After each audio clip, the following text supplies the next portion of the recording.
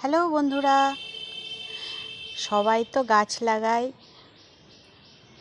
গাছে ফলের আশায়।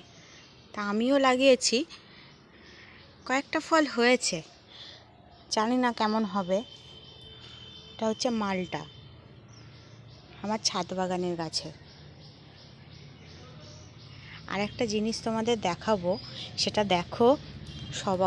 সকলে সজনে গাছের ডাল লাগায়, কিন্তু আমি সজনে গাছের বীজ ফেলে এই টবের মধ্যে এই